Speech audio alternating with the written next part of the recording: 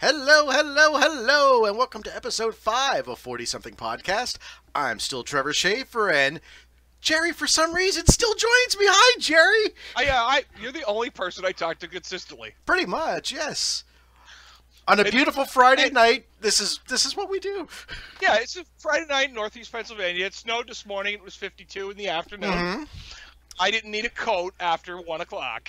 I actually went out in my winter coat this morning, had to scrape off almost an inch of snow, and I went out to dinner in a hockey jersey with no jacket. We went out. I took my daughter over to her sleepover. She was staying at a friend's house tonight, and I put my coat on, and I really didn't need it. Yeah. But I took it anyway because I want the kids to know that you should probably wear a jacket when it's cold out. Yeah. So do as I say, not as I do. That's yeah. But then we go to the mall because you know what I call the two great local pizza places, and I don't need to say their names, but screw that. I'm going to Angelo's and Jerry's. Hour and a half wait. 45-minute wait at both places. That's ridiculous. An hour and 45 minutes. I'm not going to say it's not worth it, but no pizza's worth that amount of wait. It's not. So I was going up near the mall anyway. So 3 slices of Dino's, on the other hand, was good enough for dinner. But the important thing for those of you local to NEPA, which Dino's, the restaurant or the food court? Oh, the restaurant. Definitely. Only the restaurant. Yeah. The food court is like some weird second dimension of pizza. I don't know what they do. I'm seriously convinced at the food court they serve the same pizza for like 3 days because it's always black on the bottom. It doesn't taste right. You have to check the level of curl. That's what how much is it curling up at the tips or the ends? Yeah. You don't get that piece. No. I try once in a while. I get the Sicilian there, but the problem with that one is it's so heavy. And this is and you're like. And again, I'm going to sound like the old man, but Sicilian isn't as I am. The Sicilian isn't as big as it used to be. No. Like when we were in high school, man, I mean, it was like the size of your face, and now it's like half that size for twice the price. War piece, you know? Yeah. That's that kind of size. I mean, you get. I mean, I'm exaggerating slightly, but you'd buy a large Italian or a large Sicilian pie, and it's 4 slices. Yeah. I mean, it's better than Domino's. Almost any. The only reason I ever order Domino's is you don't want to go somewhere. Exactly, and they deliver. It's one of the very few places around here that delivers. And I could order online. I don't have to have any human interaction. Yeah, no.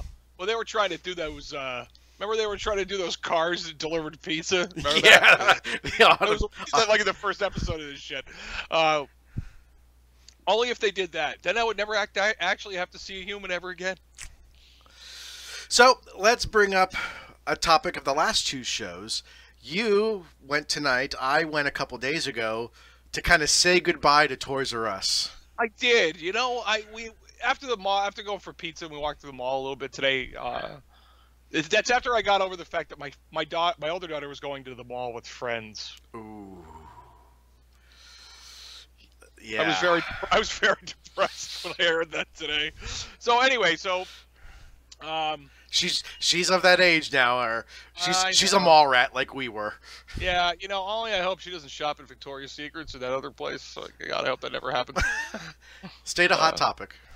Yeah.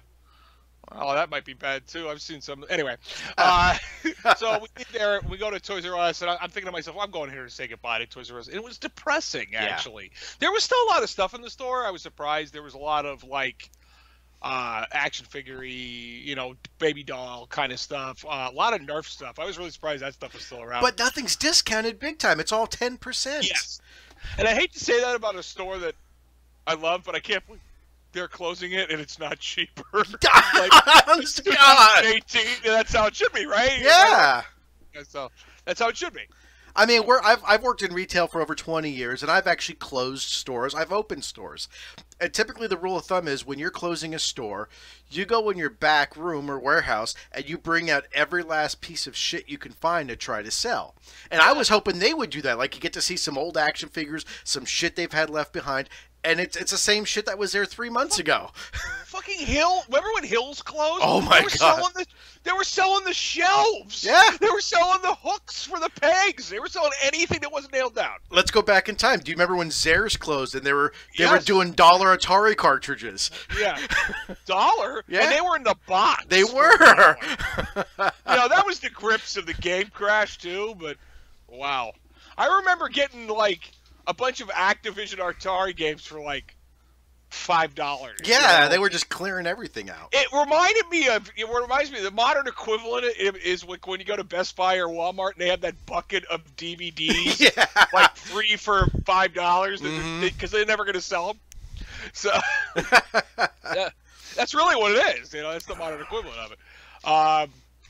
Yeah, it was really sad. Like, I went right to the video game area because I just wanted to see what was left. I knew I wouldn't get any deals anyway, but were the video games still 5% off?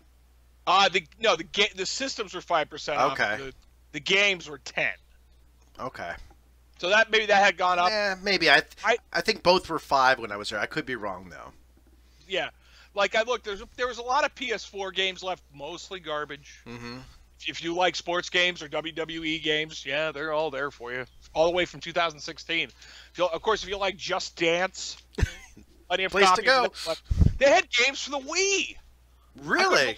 What I said: the Wii, the Wii U, the Xbox 360, and obviously the moderns. Everything. Yeah. There were Switch games there. There was some like PS4, Xbox One games, and some other stuff. See, this is the problem with parenting right now. Yeah.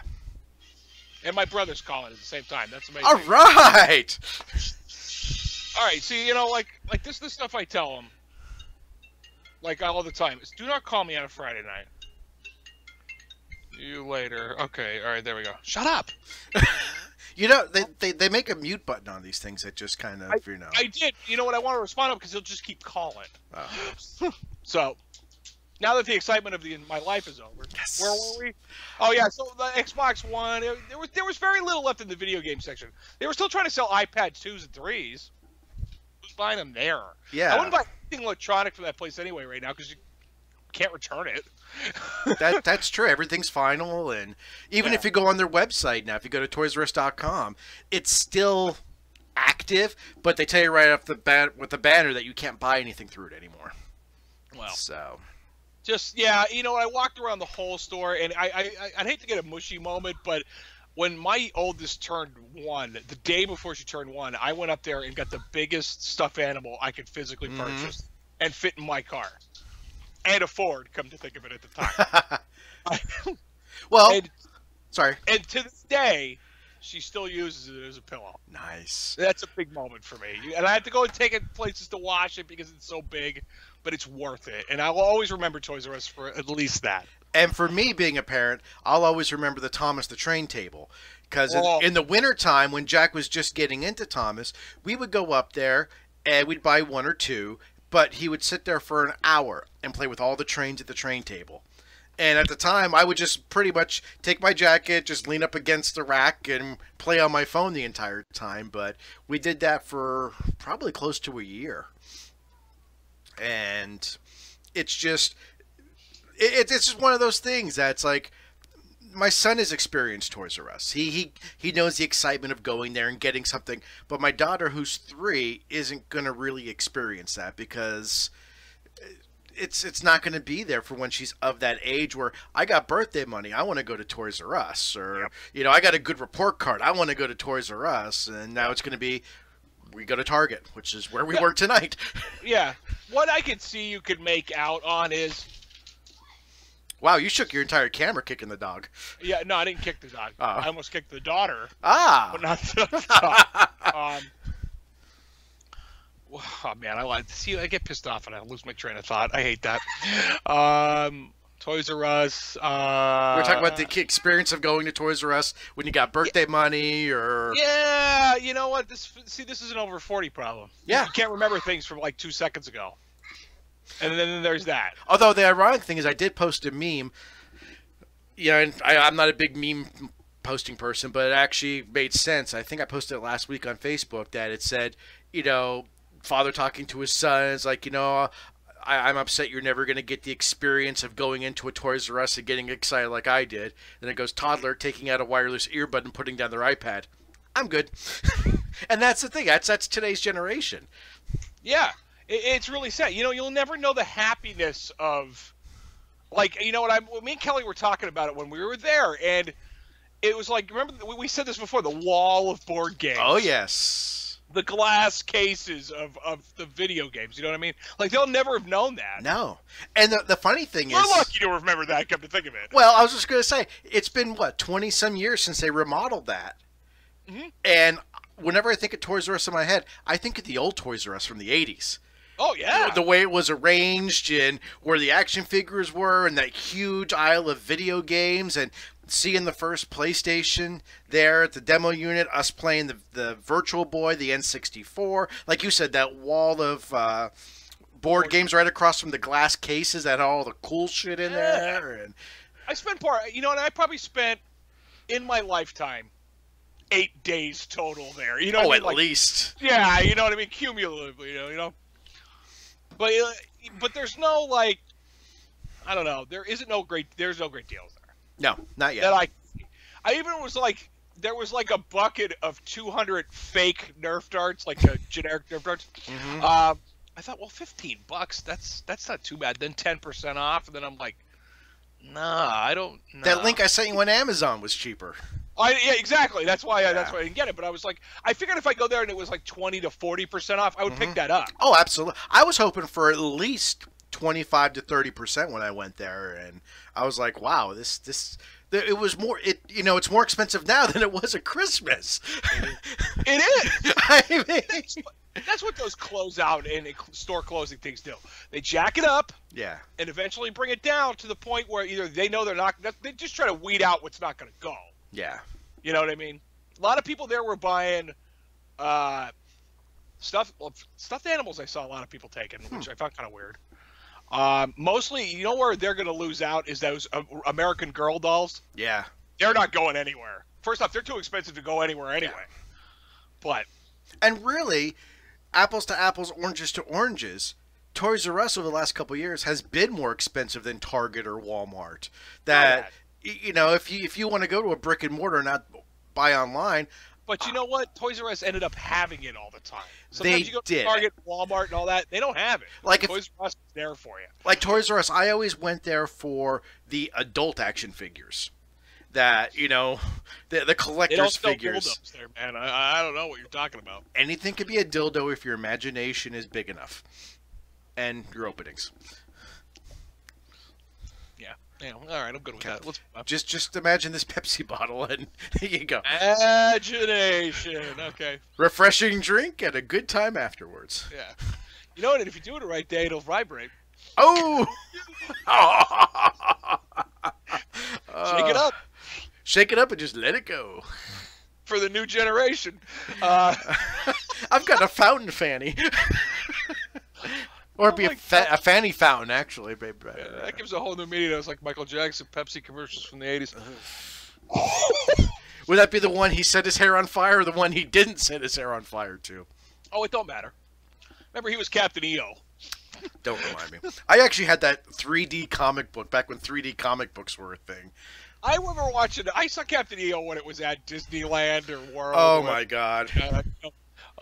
That was still around. That was around forever, actually. You know what I mean? It was like Back to the Future to ride at Universal. That finally went away, which is really sad. But and playing Moonwalker, it's hard not to giggle at it. It's like, ooh, and all the guys explode. Yeah, or all the zombies start doing the dances, and you're like, what is this? Like, this is a Dance Dance Revolution before it was something. Yeah. I'm just glad the Jackson 5 didn't show up at anything like that. Let's be happy about that.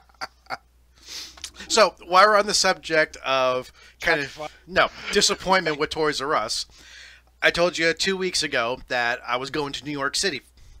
And my plan was to visit Midtown Comics, which if you don't know what Midtown Comics is, look it up. Huge comic book store. In fact, the one that I went to at Times Square has an entire floor of almost just collectibles. And they have an entire floor of new release comics and graphic novels. I mean, it's huge. So I went to that store, went to another Midtown Comics in Grand Central. So I went to two Midtown Comics. All this merchandise, all these comics, and what do I buy? One little Enterprise. Because that was the only thing they had that I wanted. I spent a whopping $23 on a metal Enterprise. That's nice, though. I like so, that. But I laughed because I went there. I went to the New York Nintendo store, which was flat out amazing. And where did I spend? Now I have to go there. Yeah, it is. It's good. Hate New York. But where did I spend all my money at? Or the most money, I should say? The M&M store. Of all, it's an entire store dedicated to M&M's, my favorite candy of all time, and I got can't eat them anymore. But go ahead. But I got an M&M dispenser. I got shoelaces for my son. He wanted shoelaces.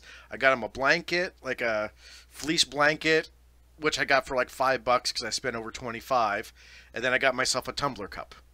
Scoring a deal at the M&M store. I'm proud of you. I'm proud of you. I actually ended up spending more money on the kids because then we went to the Disney store and got my daughter some Doc McStuffins stuff, which still sounds stupid when I say it, but yeah, it was one of those things that I was so. Now, don't get me wrong, I had a great time. I spent 5 hours walking around New York, a city I've only been to once, like 20 some years ago. And my wife and I separated, so it was great seeing that. It was great going to the Nintendo store, which is definitely a must visit if you're there. But it was just kind of like I had all this spending money in my pocket, money literally to burn. And then I came home with that. No. It was just disappointing. It's all it was. No, I mean that's not a disappointing. That's like adults, you know. Well, it's like, speaking of adult moments, they actually did have one other thing I was looking at. It was a 9-inch tall PVC Batman the Animated Series statue, and it was of Batman throwing a batarang. And I actually was ready to buy that. And then I stopped, and the adult in me kicked in. The 40-year-old goes, why are you going to buy that? It's big. It's going to sit on a shelf and collect dust. You're going to look at it every 6 months when you pick it up to dust it off, and that's it. Yeah. And I went, I can't argue with that. It is absolutely true. That's the exact reason I don't buy. I don't buy. Mm-hmm. Let me just say this. Let me clarify this early on. I don't buy like collector's edition games that come with figurines and shit. Like Kelly bought me for when God of War, the last God of War, not 3, but there was one after that came out. It came with like this statue of Kratos, like on a hill with his knives or swords or whatever. It's really great, and it sits on the top of my shelf and has only ever fallen down. You know, the last video game collector's edition I got was Fallout 3. Came with an art book, a lunchbox, and a bobblehead of Pip-Boy. And you know where that's at? On a shelf? On a shelf up in my attic. Yeah. Not seeing the light of day any which way. And it's like sometimes like this, I'm in the midst of building my new office. This will proudly sit either on a shelf or on the desk I'm building. That I will love. But like a statue of Batman, even though I love Batman the Animated Series, I'm like, it's going to take up room. It's too big. It's going to collect dust, and I'm like, yep, screw it. I'm the same way. That's why I don't and we're kind of the same way. I like flea markets and estate sales. And I love that shit. And every time I go there to anything, unless it's something like that's so odd, yeah, I'll love it. Like the thing I got for my keys, like this big like goblet thing I bought for my keys. All right, that was really strange. It was like $3. I couldn't pass it up. But I was at one today. My mom actually, we had gone to lunch, and she says, "Hey, there's an estate sale in Linwood. You want to go over to it?" I'm like, "You're driving. I don't have a choice." So I went, and the guy is selling 2 houses worth of stuff. And the one house was all a bar. So it's all like beer mirrors and neon signs and everything. Everything in the place is negotiable, of course, because they're just trying to get rid of it. And I'm walking around. I'm like, man, I would really like that, but I'll never use it or ever do anything with it. There was a nice my grandfather drank Stroh's, and I remember that because we always kind of bring it up at holidays because nobody drinks that shit. And I was like, there's a nice Stroh's clock with a light. I'm like, that would look great. Where? Nowhere in my house will look great. I thought about it, so I talked myself out of it. I took myself out of it. Getting somebody a Christmas gift there. I might go back to it tomorrow though, pick it up, see if they can cheap it out. Something funny for my brother. But honestly, the only thing I buy anymore, really, are these guys, the Funko Pops. I'll pick up a bunch. I can't stand them. But they're tiny, and that's the fun part that they don't take up much room. I have 2 or 3 of them. I have what do I have? I have the Green Arrow. Shit, and I have there we go. I have the Green Arrow and Gamora and Dr. Hooves and I have girls. You'll understand. Yeah. And then I forget my other one is, but I have a couple of them. And you know what? Like we were at FYE today, who has they have a million. I like that store. Don't get me wrong. A little pricey sometimes, but you have to catch it in the sales. Like that's where I buy a lot of pop vinyls. But you have to get it like around Christmas time when they do like buy 2 get 1 free. That's when it's worth it. Buy 1 get 1 75% off. So no, it's buy 2 get 1 75% off. Yeah. Oh, you're right. It is. Yeah. You're right. Christmas time, it's usually buy 2 get 1 free. I'd hate to sound like an old man, but that's what this show's pretty much all about at this point. You look at the wall of them. They're not in any particular order. Oh, no. No, not at all.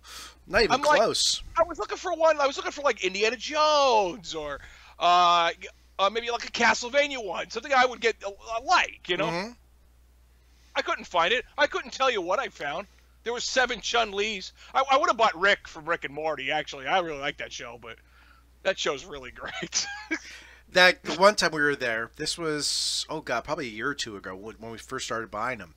And we were looking for one in particular. And my wife goes and asks the clerk. She goes, "Do you have this pop vinyl?" She looks up and she goes, "Yeah, we have it." And my wife goes, "Okay, where is it?" She's like, and the clerk even goes, "Somewhere on that wall. We don't organize them." And it's like, wow. Why wouldn't they at least they all have a number? Just put them in the order of the number. Yeah. Or how about by the show? I was just gonna say the show. Yeah. It's like, oh. Somebody go get my walking cane. I want to swing it at somebody. I was just so frustrated. And, you know, that's where we're walking around, and Kelly and Kate are showing me stuff. But you know what? FYE's a little behind the times a lot, too. They still selling, they were still selling Deadpool stuff a little late. I thought Batman's still there, which is fine. Well, Deadpool's coming out this year, too. I understand that, but it was also there last year. The same shit. And I'm looking at the Dragon Ball Z stuff, which I like, but it's all Dragon Ball Z stuff, and Z's been off the air for years. Yeah. This is Dragon Ball Super now, and that's over anyway, but that's depressing. It's like Toys R Us closing. It's also very depressing. And with FYI, I want to meet one person who ever bought one of those freaking 6.5-foot statues for $1,000 that they have. I know. There's one right inside the door. Batman from Arkham Asylum. Yeah. Who's paying $999 for $90? Yeah. I'd leave it by the front door to scare the shit out of people. It wasn't last Christmas. It was the Christmas before, with the release of the Girl Ghostbusters. They had a life-size Slimer. And I look at my wife. I'm like, oh my God, that's awesome. A foam Slimer. Nothing fancy, just foam, no stand, no nothing. $300. You see my face? Yeah. Because I was like, what?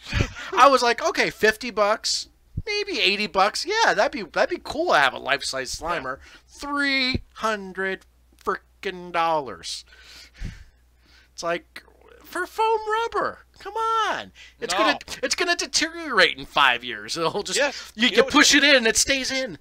I wish I would do that. Yeah, that'd be great. Huh? Oh, there you go. Yeah, I wish every time I sucked it in, it wouldn't come back. Seriously. And I hate it. My wife has been shrinking my shirts over the last few months. I don't know. Yeah. Oh, yeah. Yeah, keep telling yourself that one, buddy. I know. That's why I take all my shirts and go like this. Oh, it's a little bigger now. I'm between large and holy shit. Well, I realized I was out of shape when I was in New York. Walking, I must have walked about 10 miles. I mean, I walked from Times Square to Grand Central and back again about 4 times. And I have no problem walking. Midtown Comics, the first shop, is 3 flights of stairs. I could barely breathe by the 3rd flight of stairs. Thank God the second shop at Grand Central had a fucking elevator. I'm like, oh, thank the shit for that. Remember that part in Avengers where he swung the elevator going down? Eminem's store had an escalator. I'm like, this is what I'm talking about. Fuck Yeah. this stair shit. I walk around a lot at work, but you know what? And I try to take. I've been pretty good the last week. I took the dog for a walk like every day. But walking flat in an elevation is two completely different things. Yeah, I'm sorry. Do you not live in the same area I do, where there's hills fucking everywhere? But hills are different than steps. Oh, all right, okay. You ever walk up my hill? Yeah, no, I haven't. I drive. I'm an adult. Like,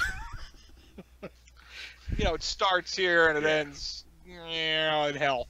I was to say the whole valley would have to be underwater for my house to get flooded. That's what I always say. When we flooded back in 2011, I actually had to call my boss. And I'm like, I'm not going to make it into work. And she's like, why? You flooded? I said, no, we're not flooded at all, but we're an island. Everything around us is flooded. We can't go anywhere. That's great. Every major road was flooded around us, but we were high and dry. Yeah. Well, not going that way. Not going that way. Not going that way. Oh, well, we're stuck. So, all right. All right, here we go. All right, so let's talk about, let's see, I sent Trevor articles that he didn't read. I read one.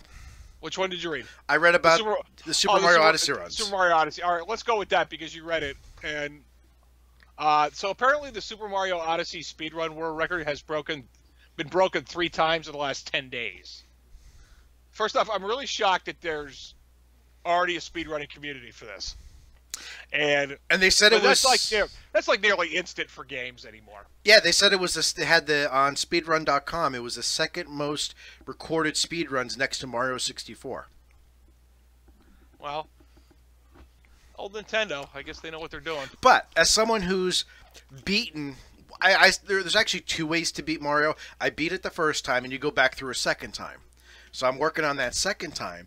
But to beat it the first time, I mean, it's kind of like Mario 64, where it's not just a simple jump and go, where to beat it in under an hour and 4 minutes, was it? An hour, 3 minutes and 47 seconds, I think is the current world record. Yeah, 3:19. Okay, 1:3:19. That is damn impressive.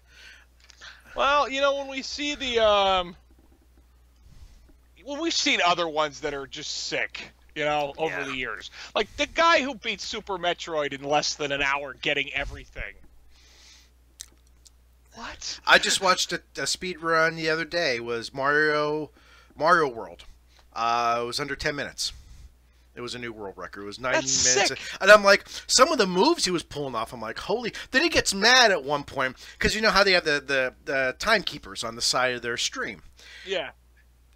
He was making up like 0.1 second, 0.1 second, 0.2 second, and he finished flat in one. And he's like, God damn it, I screwed that up. I'm like, dude, you're still like doing amazing. You're doing moves I didn't even know you could do.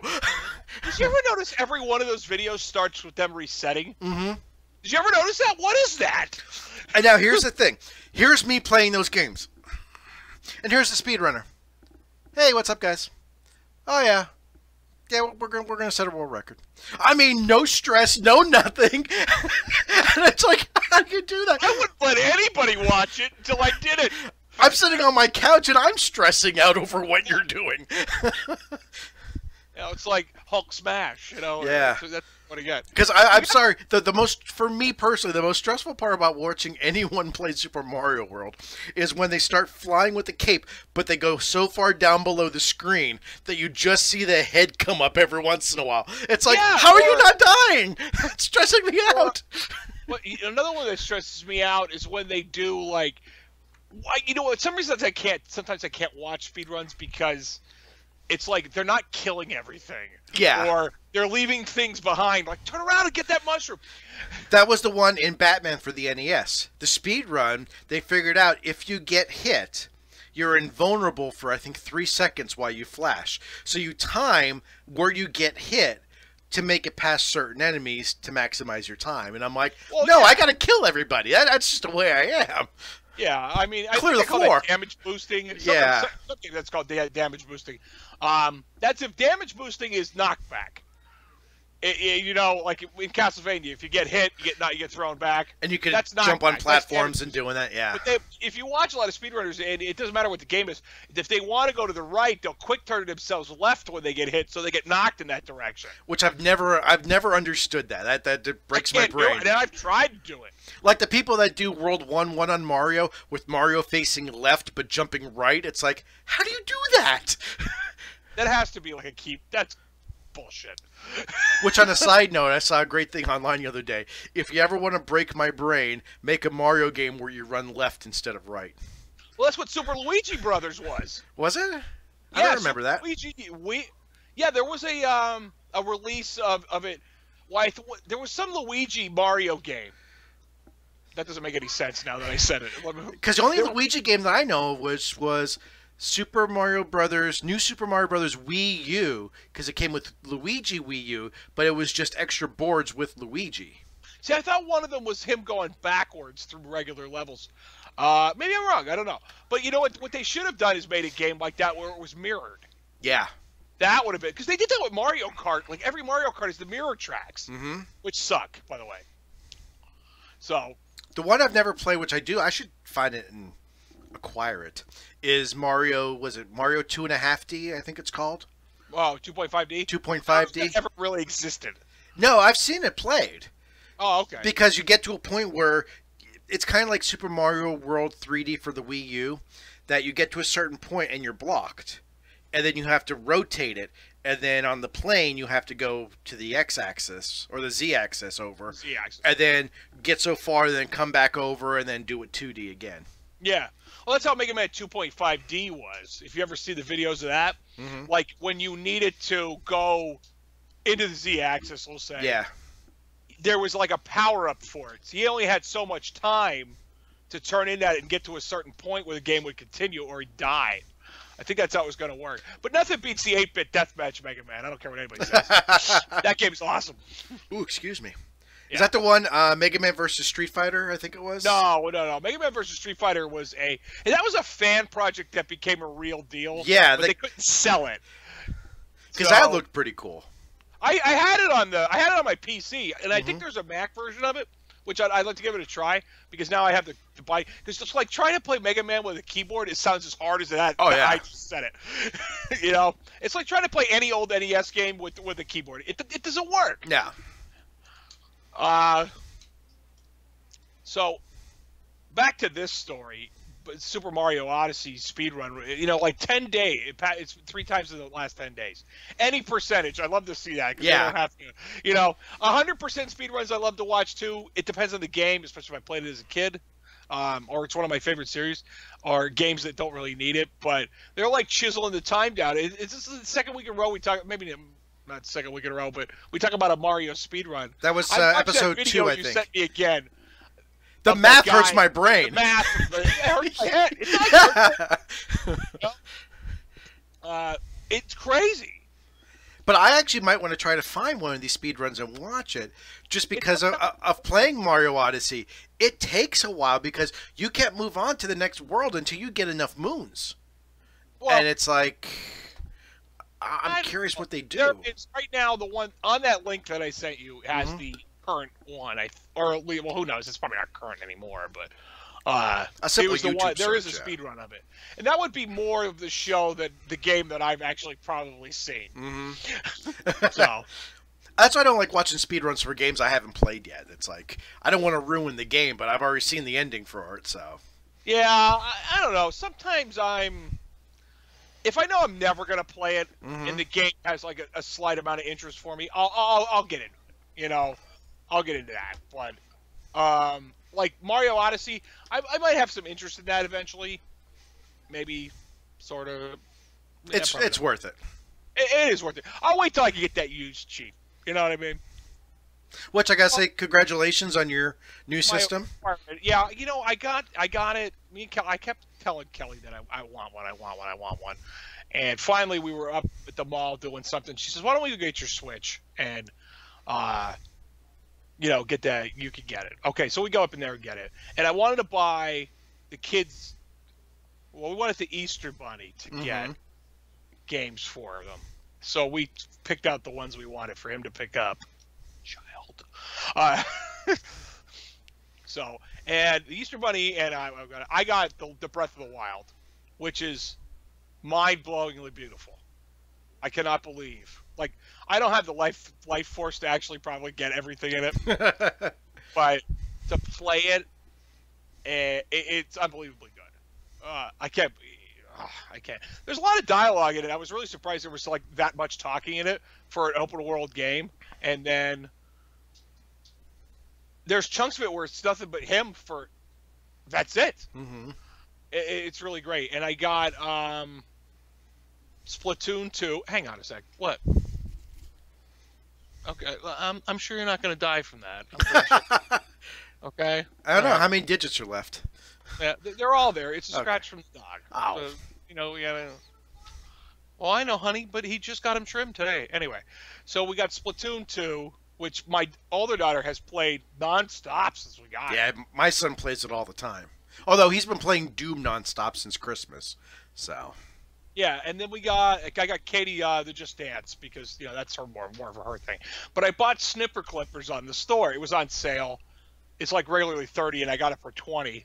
And what's really weird about it is Nintendo does this, and this is one that I forgot they do. They put combinations together to make you think it's a deal. Oh yeah. Price them separately. It's exactly the same price. Mm-hmm. So I almost bought it with the DLC, and I'm like, there's no deal there. I'll wait till the DLC's on, especially, and then I'll buy it. But snipper clippers, I had seen the Game Grumps play it when the Switch had first came out, and I was like, well, I really like that. It's like a lot of logic thinking puzzles, you know what I mean? You have to take the two characters and cut them into the right shapes so you can make certain things happen. And I'm like, I really get into that stuff. And me and my older daughter have had a blast with it. Although I bought it for me and Kelly. Kelly's yet to be able to play it, but overall, it's pretty good. I do have to go buy a micro SD card to expand the. Yeah. Yeah, I don't have to do that. I bought one digital game so far, and I downloaded 2 demos just because of that fact. I'd rather buy the cartridge, or really it's an SD card if you really look at it. Yeah, but that is the one thing I was always disappointed in the Switch. It only gives you 32 gigabytes of storage. It's like... Yeah, I don't know why Nintendo does that. I guess it keeps the cost down. I don't see how. I mean, SD cards and solid state it's really low. I know, but why not? Why a micro SD? Well, that's standard now. That's industry standard, is micro SD. I thought regular SD was standard. No, regular SD went out right around the time cell phones started using SD cards. They're all micro. Yeah. I have a 32 gigabyte SD card for a camera, and I'll probably never use it again. I have a bunch of 32. Actually, I could show you right here. These are all, I got these from my dad with his trail cams. These are all 32 gigabyte cards. This half is empty, and then the other half's in cameras down our property. That's really the only full-size SD cards I use. Everything else I have that has an SD card is a micro. Yeah, like the Pi has them, obviously. Yep. I don't have any Android devices, which they're big on. Well, we have the tablets that are Android, and I've usually popped a chip into there just to upgrade their storage. Yeah, so I'm gonna have to buy one for the Switch, but I also bought the 8-bit DOE adapter. Oh, the Bluetooth adapter. The Bluetooth adapter, so I can use because I'm not buying one of those Pro controllers for $70. $70? It's like, no. It was like, it blew my. And when I worked at Best Buy, I'm like, oh, I'll get a discount on that. No discount. It's like, oh my god. So $20 for this. I could sync these. I could sync my PS4, my Xbox One. Multitude of other controllers, of course. But for $20, I don't have to go pay for that. I already have one lying around. I have to check and see if I could sync 2 at once. I don't know. That. Because I know I have the 2 Wii U Pro controllers. One for the Wii U when we play Super Smash, and I have another one for my RetroPie. Mm-hmm. And I know those are compatible with the Switch. That if I ever wanted one of those, I would just resync one of those with the Switch. Yeah. But it's amazing, though, how much...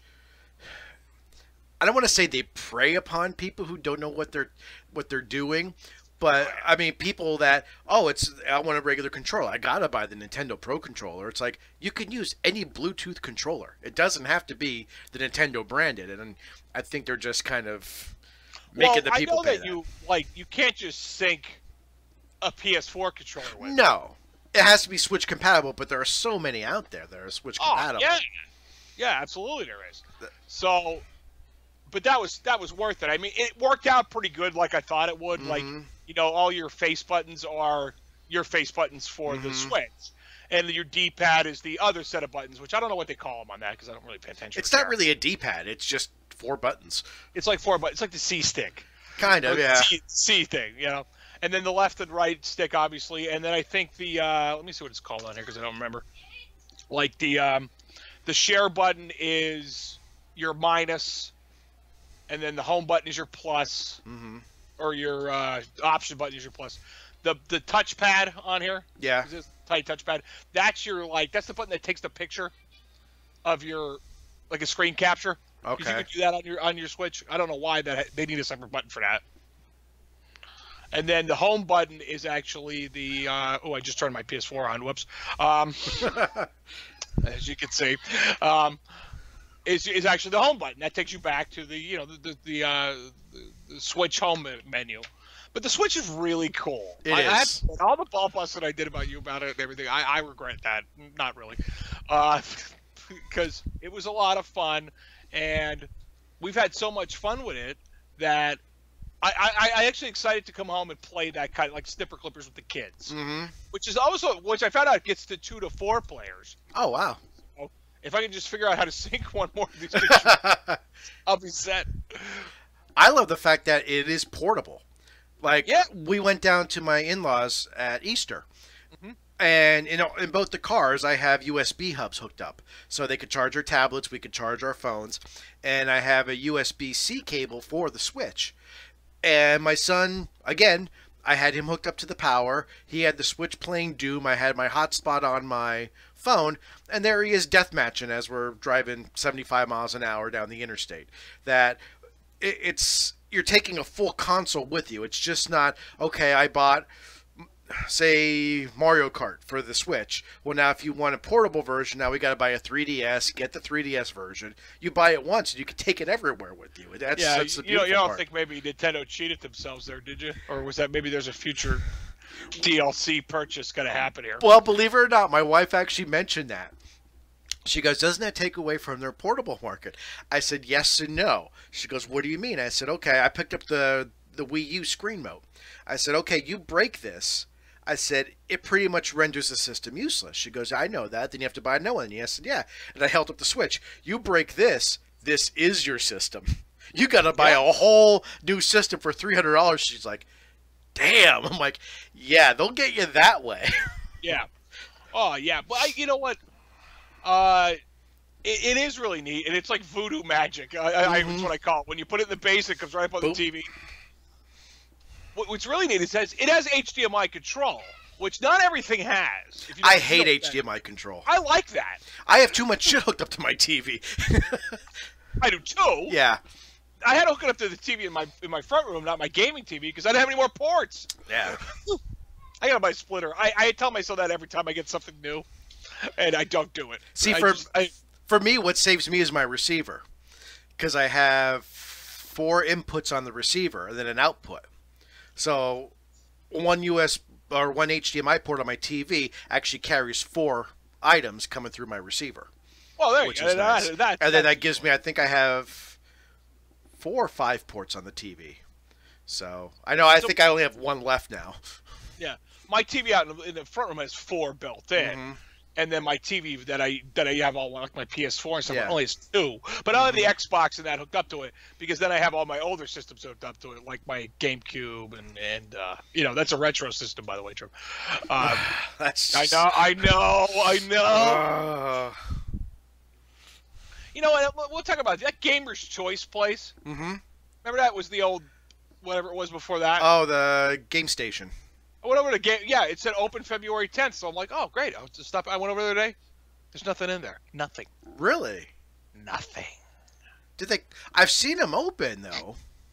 I did. I went over and I knocked on the door. I looked in the window. There's nothing on the shelves, the counters. There's no Miss Pac-Man machine in there, and there's no pinball. I think it was a Simpsons pinball. If I remember driving by, I saw.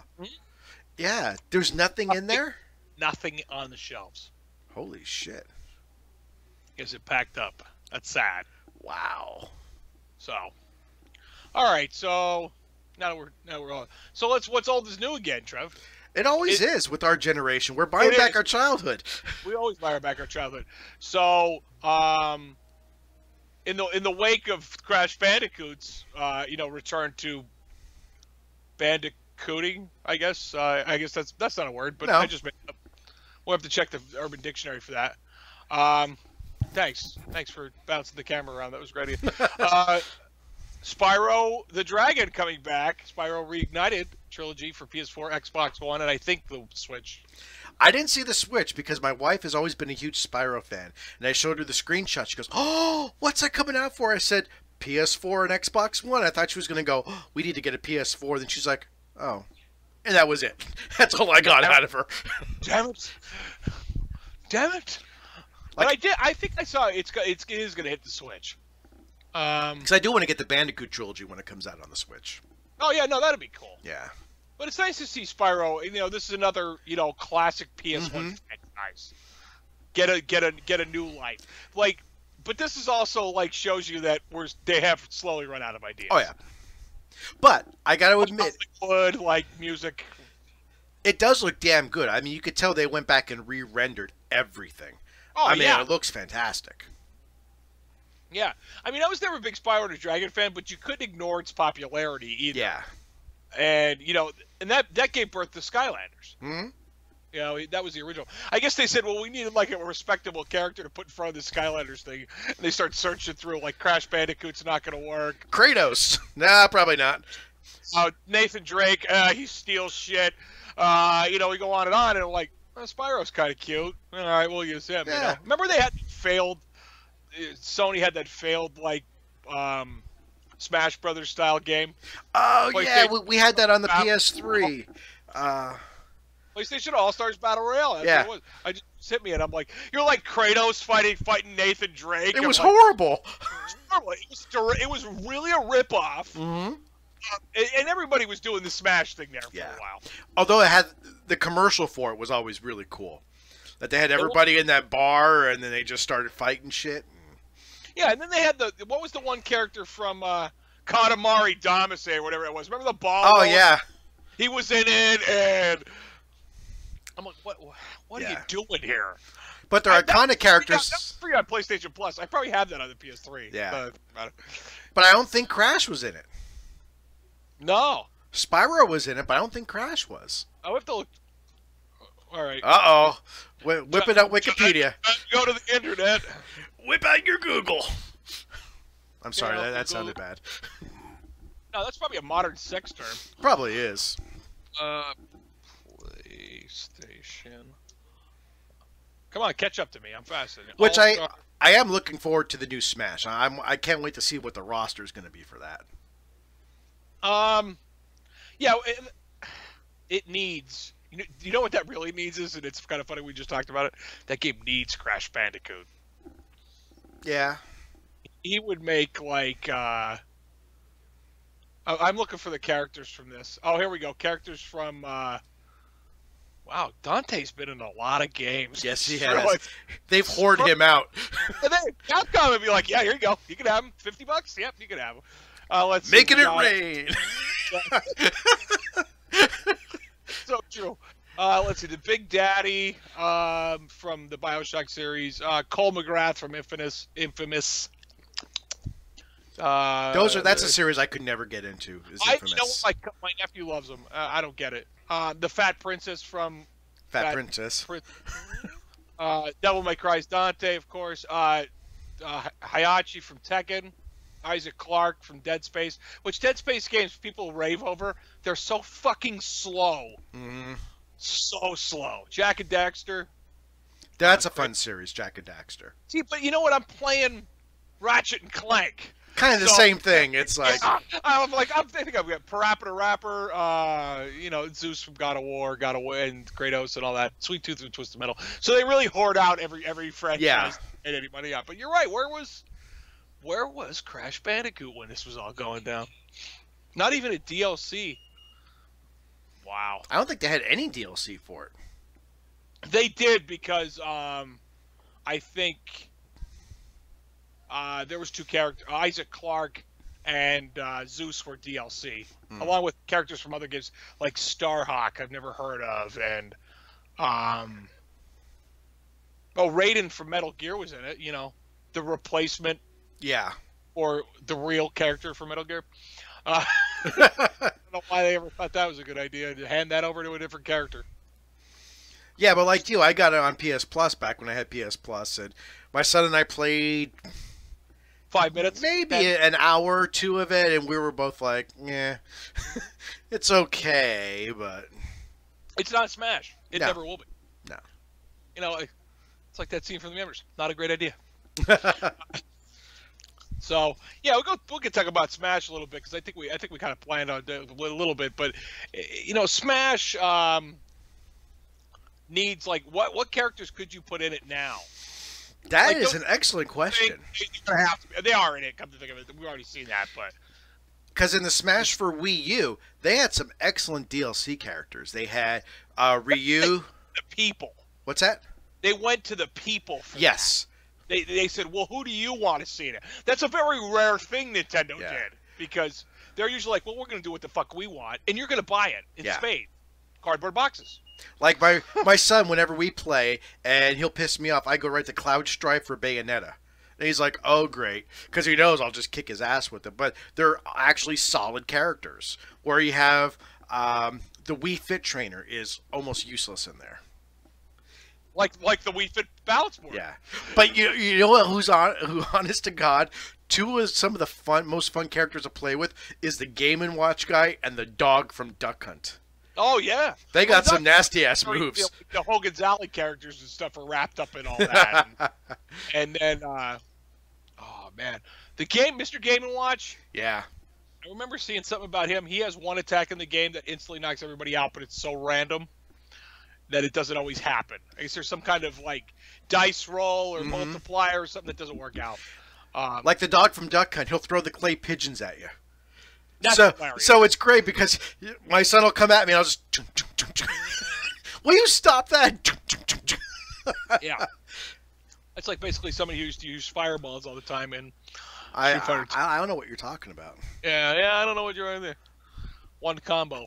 Yeah, what other characters, you know what I mean? Like, I don't know. You know, like if you only have this list of the top 100 games from IGN, let's look through these characters and see what we should get out of that. I mean, in truth... First off, should they take any characters from the previous one? I would say yes. I would say actually, if you want people to jump on this, because we're rounding out now, what, 25 years of Smash? We got to be coming up on the 25th anniversary soon. Let's just check that out while you keep talking. So we got to be coming up on that soon. That I think to like commemorate like an anniversary like that, you almost have to, because the character roster was so huge and so rich in the Wii U version that I would say don't cut anybody. Bring that entire roster back and then add new characters to that. 1999, by the way. 99? So we're pretty close to 19 years, yeah. Next year will be 20 years. So we're a year away. That, okay, you want to do... I would expand upon some of the rosters. Like they had Ryu. Well, maybe throw like Akuma in there now. Ken, well... Dan, let's put Dan in there. Yeah, let's put the biggest joke in fighting games. Yeah. I mean, there's super taunt. He had a super taunt. Yes, he did. Let's move on. A great thing to do would be the Doomslayer from Doom, if they can get the licensing for that. You know how much Miyamoto hates violence, dude. You haven't played it? Cloud Strife has a sword. Yeah, I know. Going to town. Did they show blood? No, there's no blood. Yeah, see, that's what? It's okay. I'm telling you, he didn't like the concept of. There's an article about him not liking GoldenEye 007 because of the violence. He hates that. He also basically runs that company, I think. Mario's based off of jumping on shit till it dies. Yeah. Yeah. But you're curb stomping mushrooms and turtles. Yeah, but you don't actually see him die. They disappear. I mean, they disappear. Yeah. They just go off screen. Oh yeah. Let's see. Who else would we like to see? You know who's not in there? That, as far as I know, is Toad. Yeah, but Toad sucks. He does, but it's a character. We're talking Nintendo. Yeah. Really, but, Toad's got his own game. Oh yeah, Captain Toad's Treasure Tracker. Yes. And Captain Toad is a big part of Mario Odyssey. So, let's see. Who else? It depends on how much of a license they want to pay for. I mean, you could go out and get, like, Tekken characters.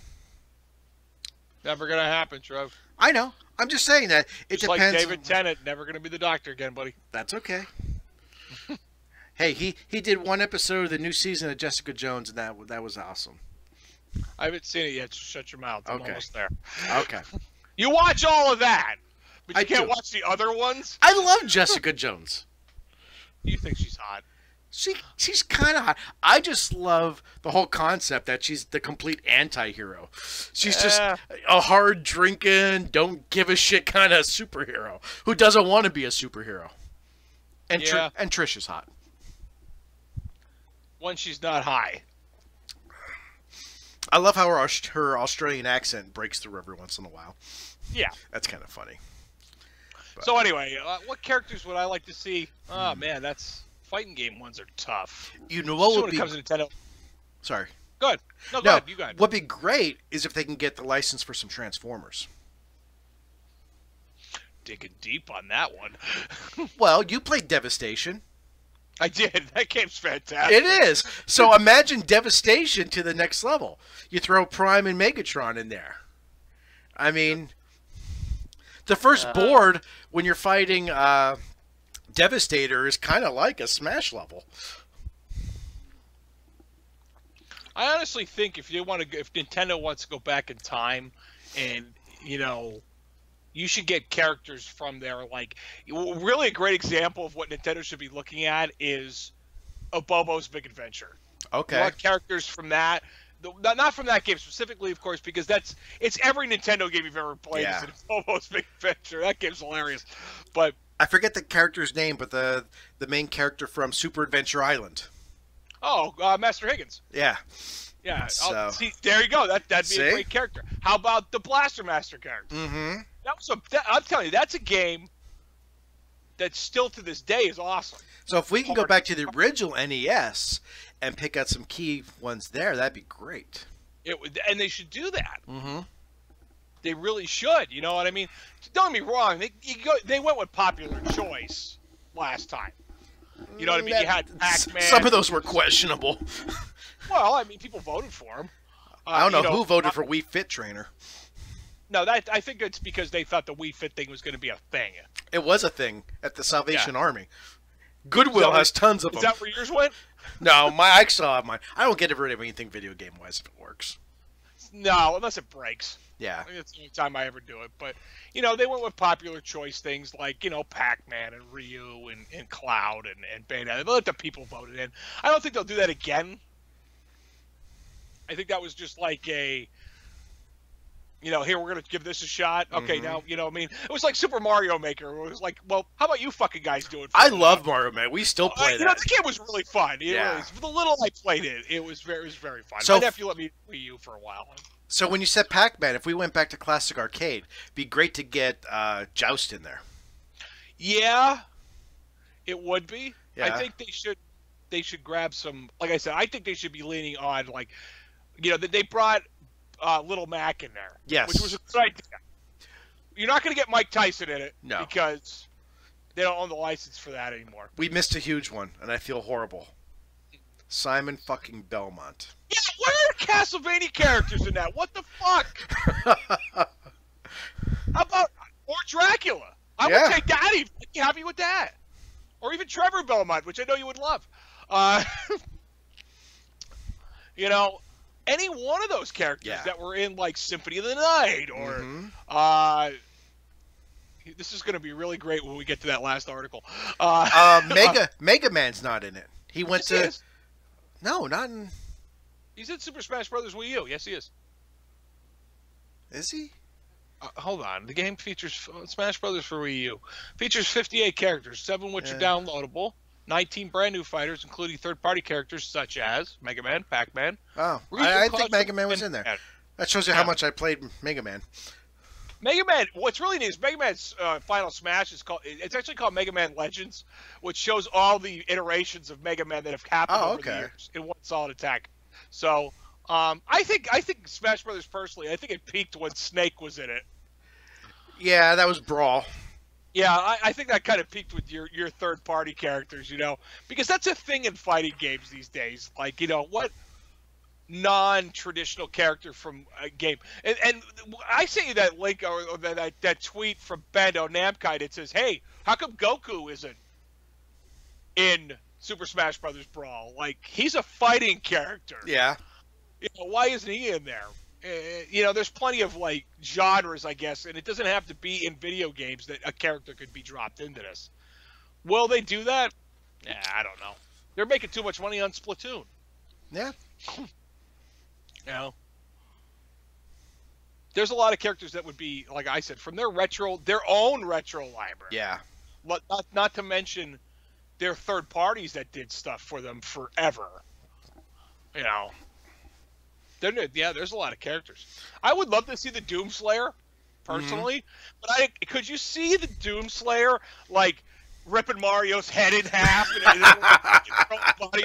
Like, that's never gonna happen, really. But deshelling Bowser like a lobster, But I could see him like, I can almost see him in the respects of that 2D Doom game that was out the platform. Oh, Mini Doom.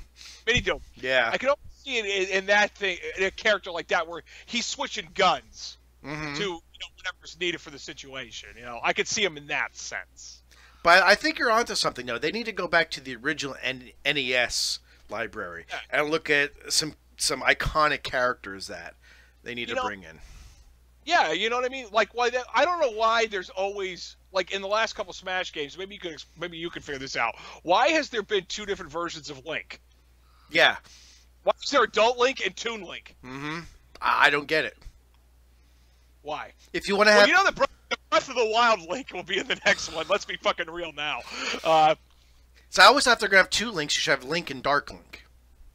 You're right, they should. Dark Link's a character they don't use that much. I don't know why. That gets fucking touchy with Nintendo for some reason. They're a little weird about their old shit. Because they don't want to admit that Zelda 2 was a fucking failure. Complete failure. It's a great game, but it has such a difficulty spike. It goes from, like, it's a start of a game. Fucking impossible. Very easy. Who are you kidding? You know what I mean? Like, nobody can do that. If you've never played Zelda 2, you owe it to yourself to do it, because if you want to learn how to break an NES controller with your bare hands and teeth, this is what you need to play. And those suckers are tough to break. They are. You know what? Even the fake ones that I bought from a local store, which are like, there's second hand or second ones, they're impossible to break. I still have my originals that I got with my Nintendo in '87. Yeah, you bought from Toys R Us. No, actually, my mom got it for me from Kmart. My birthday. And all the buttons work. I think there might be a little nick out of one of them for probably me bouncing it off an old CRT TV. The old console TV. Fuckers. The best is, and kids today will never understand this. There is nothing more satisfying when you get pissed off and you throw a controller so hard it unplugs from the system. Yeah. It's so true. Kids will never know, playing a game versus another person, they piss you off so you unplug their controller. Yeah. Kids will never know that shit.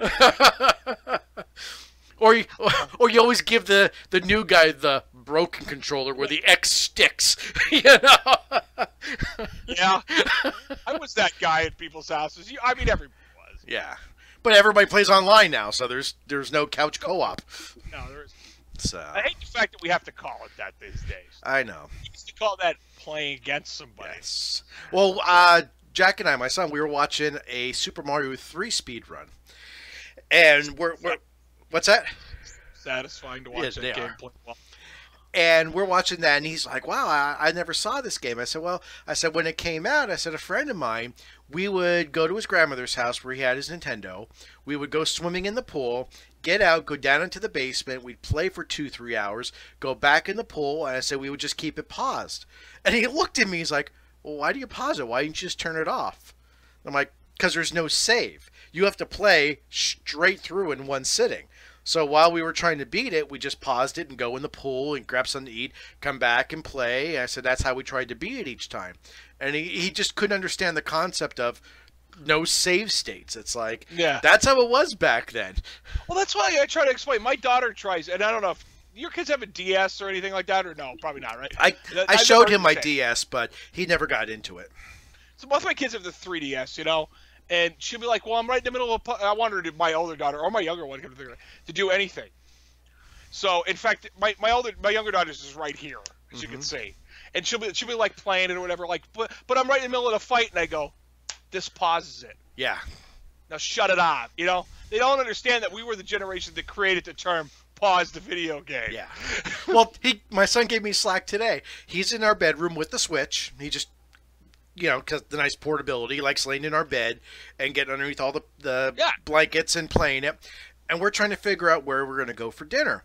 So it was between two restaurants. I said, let's let Jack decide. So I'm getting dressed. I just got out of the shower.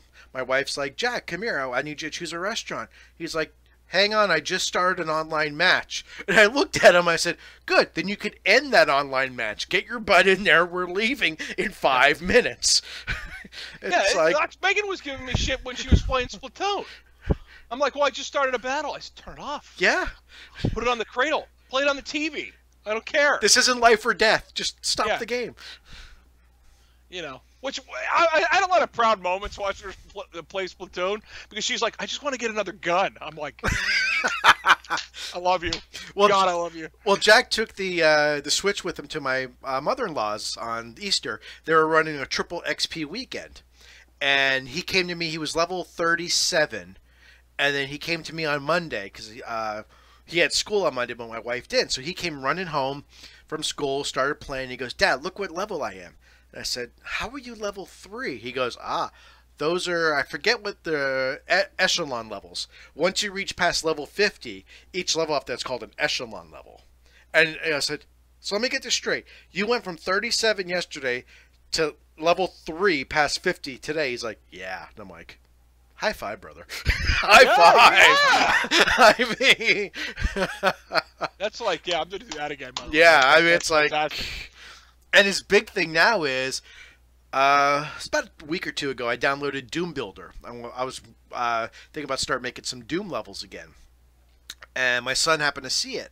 And he's like, where'd you get that? And I said, I downloaded it. Can you show me how to use it? I said, I'll be honest, I've never used this version. I said, just download it. I wanted to try it out. So I downloaded it for his computer, gave him all the WAD files, and that little guy has taught himself how to make some damn killer Doom levels. I told him, I said, once you get it to the point you think you're really good, I said, we'll send him to Jerry and see what he thinks. Yeah. Send you some levels. Well, you know what we ought to do is figure out how to deathmatch on him. Speaking of deathmatch, I meant to send you a thing, and this is for everybody who has RetroPie. If you have a RetroPie and you're not following ETA Prime on YouTube, please follow ETA Prime. Another YouTube subscription? Oh, dude. It's very kind of technical, but I love ETA Prime. He does nothing but pretty much single board computers. And, that's my thing. Well, Raspberry Pis, Tinker boards, Asus boards, but he has an entire video just dropped yesterday, I believe. I haven't sat down to watch it because I want to, sounds funny, take notes, but I really want to focus on it. He shows you how to get NetPlay working on the RetroPie. That would be fucking awesome. It would be fucking awesome. Like, on any game? Yeah. Oh, hold on. I don't log into YouTube. If it's multiplayer, he shows you how to get NetPlay working to do online multiplayer. And I'm like, oh, I don't have to sit down and read like 18 different websites. You could show me. What's that guy called? ETA Prime. Great channel. There it is. Oh, great channel. ETA Prime. Oh, he's got a wicked page. Yeah. No, I'm going to be watching that later on after I get off of here. Yeah, So. I think I'm going to. Oh, please don't play a video. Please don't play a fuck. Of course you fucking did. I hate that everybody's homepage has a fucking video on it. Subscribe. Well, Yeah, because I'm gonna watch that, and I gotta watch a video on how to stretch and install chain link fencing, because I'll be doing that this weekend. Would that be on the job? What do you mean? Oh no, my asshole schnauzer broke through the back of our fence again, and between him and my little Morky, there's like nothing left of our back fence. I have it piled with boards and rocks, so they keep getting underneath there, and I just put another board in. I'm like, screw it, I'm gonna go buy some chain link and just replace that entire section.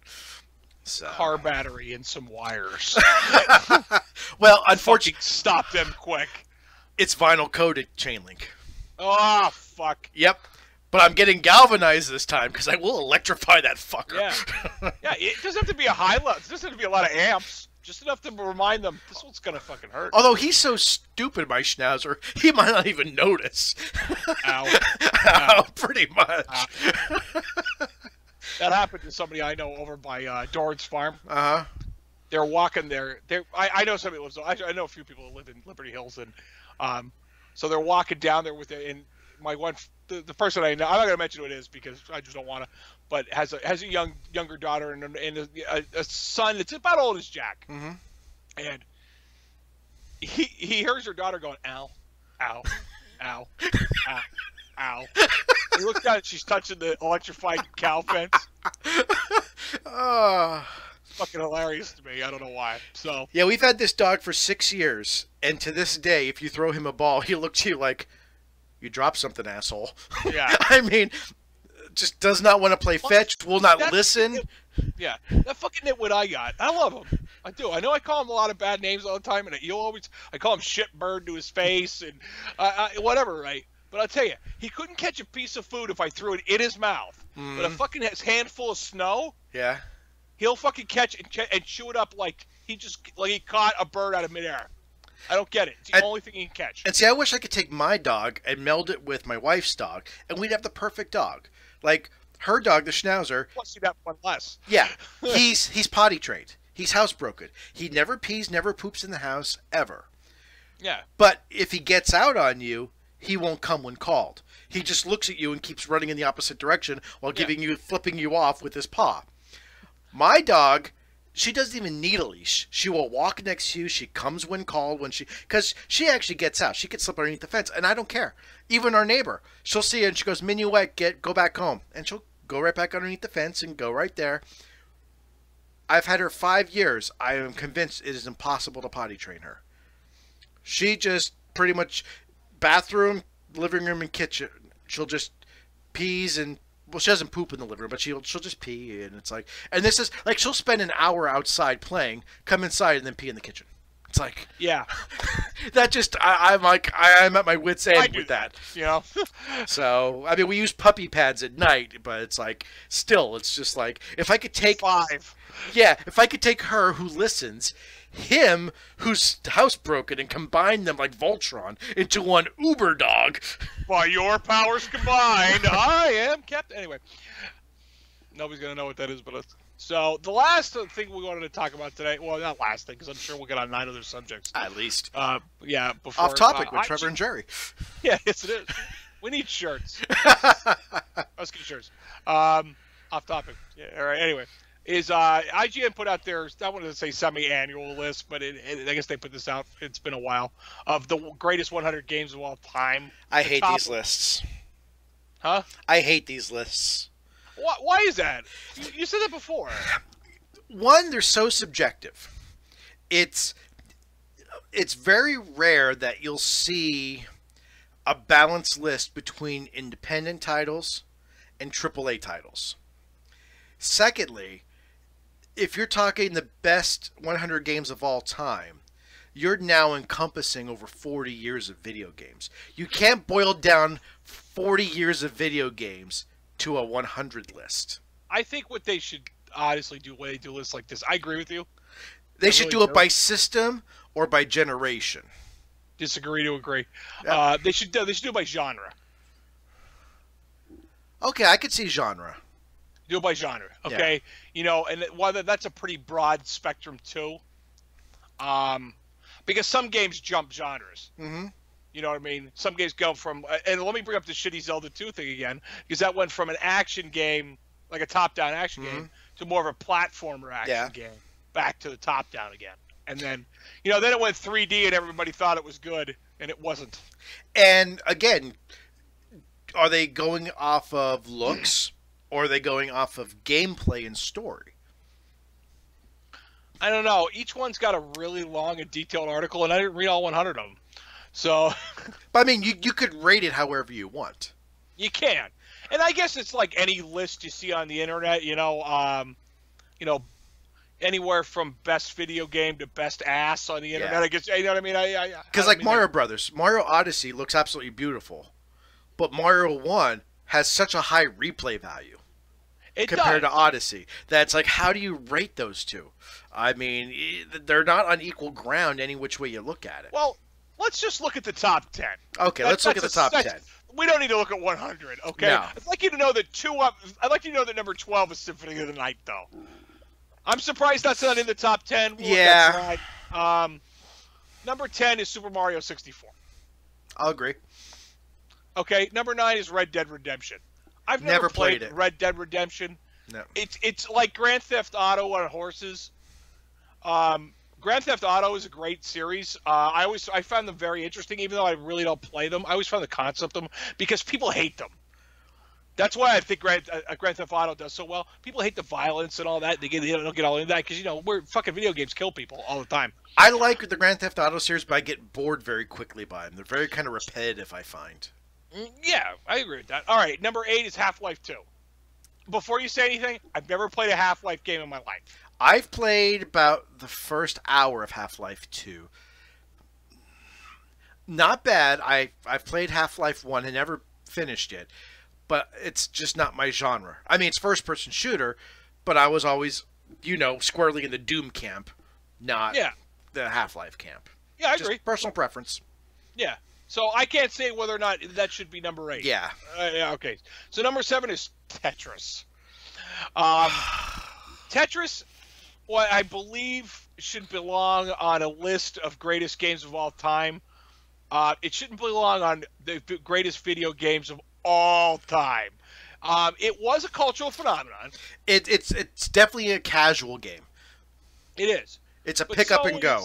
That's why they included it with the Game Boy, the original Game Boy. It's the perfect pick up and go game. It is.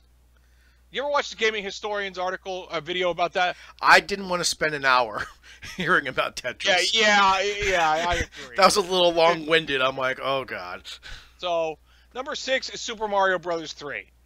I can agree that should be up a little bit more. That should be top 5. Mario 3 is one of the greatest games of all time. Number 5, Legend of Zelda: Link to the Past. And I know I could say something about it that you can't, but I think this should be higher on the list than the one that's coming.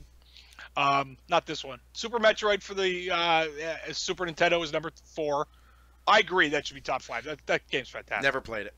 Okay. Number 3 is Portal. I will agree with that. Portal was a game changer. Yeah, Portal was like, first time I can't believe they haven't made another one by now. Or at least some kind of... They have a new... it's actually coming out on the Switch. You can get it on the PC, Xbox One, and PS4. It's Portal Bridge Builder. Yeah, they have Portal Night, too. Portal Night? I haven't seen that. I never even heard of it until You know where I saw that? Toys R Us. Which I want to see what that is. Portal Nights. Yeah, that really is a thing. It's an independent survival action role-playing game designed by Keen Games and 505 Studio. It was from Steam, but I guess it was released on. All right, so anyway. No, Portal, I will 100% agree with. That was a game changer. Okay, and the number 1 game of all time, according to this, number 2, I'm sorry, let me get to that, is The Legend of Zelda: Ocarina of Time. Oh. That hits me right in the fucking hard. Yeah. It's not one of the greatest games of all time, okay? Overhyped games of all time. It is. It is one of the most overhyped games of all time. It really is. Do you know? It's beautiful, and it's got a story that you can't beat. They also did it before with A Link to the Past. They did everything that game did in A Link to the Past. just in a different way. Now, I've never played Ocarina of Time, but my ex-girlfriend did, and she played it for hours when it came out. And to this day, when it gets really quiet at night and I'm about to fall asleep, I still hear that, "Hey, listen!" Oh, no! No! I used to have that. I think I've said this to you before, but I used to have that as a ringtone. Not a ringtone, but a text message. Oh, God, I would smash the phone. No, listen to me. So I would leave it in my phone down places, but I had the volume at about half mast. Uh-huh. So I'd see people at my desk at work going, I'm listening. Yeah, hey, you know what I mean? And the number one game on this list of all time is Super Mario World. Fuck, that's hard to argue. That is very hard to argue. Super Mario World, fantastic game. Near I'm surprised, like, perfect. in the top 10 that Halo Combat Evolved wasn't in it. What's funny, it was 13. Super Mario Brothers, the original, was 14, and Street Fighter 2 was 15. I find it suspect, though. If you're doing the top 100 of all time, do we really need 3 Mario games in the top 10? Not saying they're not all good. Well, I'm suspicious to the fact that Portal 1 and Portal 2 are only 9 digits apart, or 8 digits apart. Yeah. Portal 2 was good, but it didn't change the formula that much. No, they added some stuff, but Portal. I know. I don't know if you know the history of Portal. It came from a project that Gabe Newell found called Narbacular Drop. It was never supposed to be a full game. No, it was supposed to be just a side project. Yeah, and it was never released by itself. It was released as part of the Orange Box, which came with Portal, Half-Life 2, and Team Fortress. That's how it was released. And out of all 3 of those games, Portal just exploded. Now, I watched Portal development for years because they would post YouTube videos. And I was waiting, and when I found out it was part of the Orange Box, I bought it just for that. I never even played Team Fortress. I never even installed it. I have the PS3 version. Mm-hmm. And I've never touched the other 2 games on it, ever. Yeah. I mean, it's like, but it was such a, that's why I was saying it was a game changer, just because it changed the way you thought about a game. It changed the way you interacted with a game. It was just, the puzzle aspect was fantastic, and it's like, I think, I totally agree with you. I think the only reason if we go back to our growing up geek days, yeah, you and Jason kept talking about Portal. Yeah. And I'm like, well, I didn't have a computer that would be good enough to play it at the time, and I probably never would anyway, but so I was like, all right, well then, I have a PS3 and I have all these other, and I have an Xbox 360. I said, they got to make it for this. And they eventually did. So I remember having to go, it was actually I don't want to say an early release for the PS3, but it was in there. And I actually had to drive up to the GameStop by the baseball field. The Rail Riders up that way. Oh, up at Montage. Yeah, up at Montage. Fuck, I don't know why that name eluded me. Over 40. And I had to drive all the way up there for it because it was the only one in the local area that had it. And I remember bringing it home, and I'm like, this better be as good as these 2 fuckers say it was, And I remember firing it up, and I read in the article that there was an article that said there was all kind of like stuff that needed to be updated on it before you could really enjoy it. But it was one of the most enjoyable experiences I've ever had. Portal 2, if I remember correctly, that was the first game my son ever beat, and he was 5, I think, when he beat it, and he's beat it like 4 times since then. Yeah. But the thing about one of those games is I've never gone back and played them again. Like, I have. They're I shouldn't say they're better the second time around, but the second time around you can pick out a lot more things because you kind of know where you have to go, so you can explore a little more, which is kind of fun. Or try different things. Yeah. And I just did that by dying in the game. That's how I did it. Now, just to get back to what we're talking about, in the top 10 we have 3 Mario games and 2 Zelda games. Half the top 10 is Mario and Zelda. I think most of the top 10 is Nintendo. Yeah. Think about it. 1, 2, 3, 4, 5, 6, 7 out of 10 belong to Nintendo. And I'm not knocking it. Partial, or are they that good? Nintendo saved the video game industry. There's no arguing that. But I think they should have kept it to, even though it is hard to argue which is better, Mario World or Mario 3, they should have picked one for the top 10 and let other franchises in there, because I could think of a couple more franchises that are more deserving than putting an extra 2 Mario games in there. I honestly think that there should only been one game from each franchise. Yeah. That would have made things a lot easier. Like, if you, I'm looking through 11 through 25, actually, but 20 is where I'm going to just stop caring about it. Like, 19 is Doom. I'm sorry, but Doom changed the face of first-person of gaming. And I would actually argue Doom 2 is a superior game. Well, yeah, but that Doom 2, to me, that should have been in the top 10. Yeah, I agree. I totally agree. But on the same, within the same spectrum of things, is like I said, is Castlevania Symphony of the Night, Portal 2. Yeah. Halo Combat Evolved is in there. While it didn't change, Combat Evolved didn't. What would you say, Halo? I shouldn't say Combat Evolved. Halo didn't change anything. There were already first-person shooters on consoles. But Halo innovated it because it was one of the first console games that was completely playable online. It was based around Xbox Live. Yeah, it was made. Well, it was like part of their marketing in the long run. We're going to make Halo. It's going to be online. But having the original Super Mario Brothers not in the top 10 kind of burns me a little bit. I think that has more cultural impact than 64 ever did, or Wario World, the World ever did, I should say. I'm surprised Final Fantasy VII isn't in the top 10. Final Fantasy VII is number 97. Wow. Or 99. Wow. You know, and that was a big impact. Yeah. The one I thought was that one was definitely I thought was out of place. 100 is Pokemon Go. That shouldn't even be on this fucking list. There was one that was like Soul Calibur's 88, Contra is 86. I could see that. I mean, Contra is like great and all, but it's not like if you're in the top 50 even. I would say top 25. You have to be a genre defining title. So let's go from 25 and down. Okay. Sid Meier's Civilization. Yes, I'll agree with that. Minecraft. Yes, I'll agree with that. Yeah, but here we go. Where we said again, between 13 is Halo Combat Evolved, 23 is Halo 2. Yeah, it shouldn't be there. No. Like you said, it should be one per franchise. One per franchise. Yeah. Okay. The Last of Us is on there, which I've never played. I own it. I never played it. I heard it's amazing. So I've played it. It's so fucking slow. Is it? It's like that's the only reason I couldn't keep going with it, because it reminds me of a lot of other games I've played in this generation that happens. It's like the pacing sucks. It's like, go here, get a brick, do this, do that. I'm like, holy fuck, let me shoot something. I hate to say it, but all right. So here one on this list is like, I can't believe it's rated higher than Final Fantasy VII, but it's Chrono Trigger.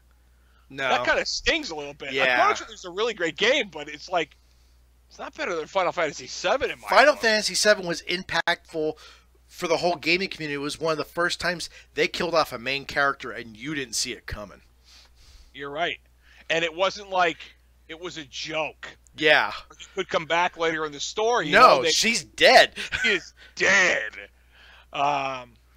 I mean, we could go over all of them, and there's really not a point to it. I think the point of the story on this one for me and you is that these need to be genre based. Yeah. Art lists.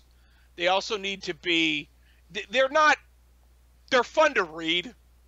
I personally think they're really fun to read. They're argument starters, is what they are. Yeah, that's really what it is. It's like sitting in a room with your family and says, "What do you like on your pizza?" Oh. Or now, baby. Holy shit. Well, I just wonder how many on this list will be re-released on Nintendo's Virtual Console for the Switch. I'm actually hoping that whenever they come out with their Virtual Console, that they actually do re-release some GameCube games on it.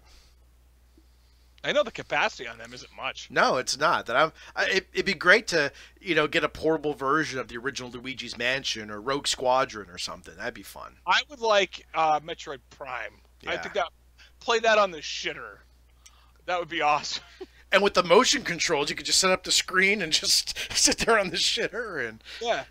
Well, I haven't done it with the kickstand thing. I didn't do that yet. I've done it at the kitchen table when I was playing Mario Odyssey, because if you play with the Joy-Cons separated, there actually is special moves that you can do with the hat like throw. Hat spin thing. The hat spin, and you could go like this, and it'll actually spin on its end. You could just whip it real quick, and it'll go in a circle. Other than that, you have to like swing the whole controller around, and it's annoying. I have to say though, the only thing I'm like slightly disappointed in the Switch is, one, you can put those fucking things on your controllers wrong. Yeah, those covers for the Joy-Con. Yeah, only morons do that. I screwed it up the first time. And this fucking hunk of junk. It's too tiny. First off, it's okay if you don't have anything else. Yeah. It's nice to have. Yeah. But I wish it was a little bit bigger. Give me an extra inch of width there, and it's not gonna this. No. For me. You know what I mean? This fits in my hand well, and actually what's nice is that adapter will work on other systems. It'll work on a lot of different things. So I'm actually kind of pleased with it. That was only $19. That was that's not bad. No, that wasn't bad at all. In fact, that was under the I don't have to say anything to the wife amount. It's a beautiful thing. So, yeah. Did you order this? Yeah. Oh, okay.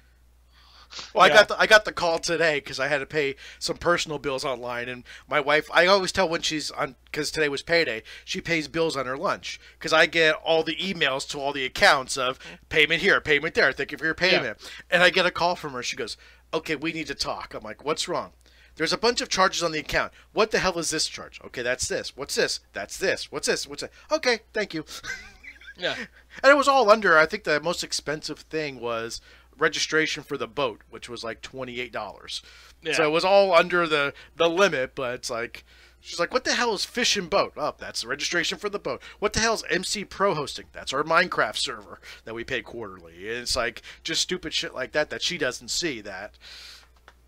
It's still under the wife, Barry. I didn't have to ask you. Yeah. That was like when we bought the IP Vanish. Mm-hmm. And Kelly sees that out there. What the hell is this? Yeah. I'm like, you still want to watch TV shows? Yeah. You need this. You need this. Yeah. So, but another good time. That was actually, we kept the articles pretty thin here. We did. It was good to expand upon. You know what I wanted to bring up though, real quick before we Sure. probably stop is what's with Hawkeye and the Avengers thing going around the internet? I don't know. He's not on the poster. Is he not in the movie? I don't fucking care at this point. I just want to see it. Yeah.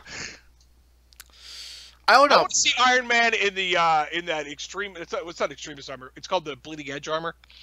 If you look that up, if you read about the Bleeding Edge armor, it's stored in the hollow of his bones. When he thinks about it, his armor comes on. So that's why I love the original Iron Man.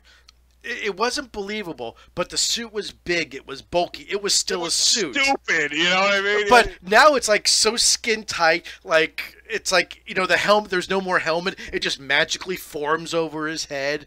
In the which one was it? It was the second Avengers. He gets to where Loki's staff is, and the suit literally opens up, and he just steps out of it. It's like I think with some things you're gonna have you need a progression. And you know what? It's like you think of Tony Stark's like narcissisticness and alcoholism and all the other fucking props that guy really has. But he's always trying to, like, if you look at like the progression of Iron Man 1, 2, and 3, like the suit had major progressions. Like he had the suitcase one, which I didn't find out was really from the comic books. I thought they made that shit up there, but that was really a comic book thing. Like he really did have one of them. And then, in Iron Man 3, which is post Avengers, he's got PTSD essentially. Mm-hmm. And all he's doing is making up armors. You know what I mean?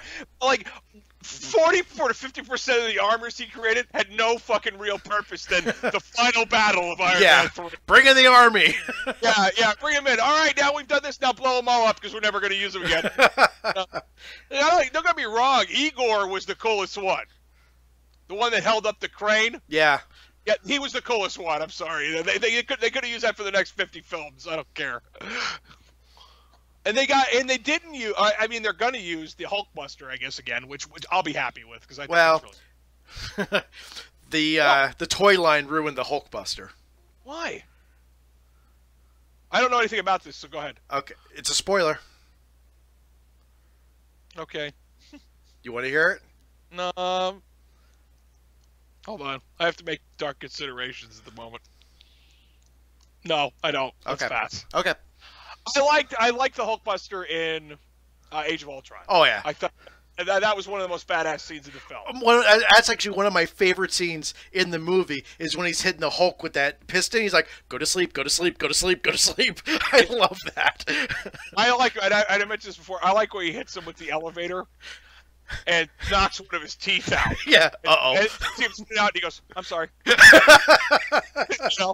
then it's just the Hulk beating on him and they're flying up the side of the.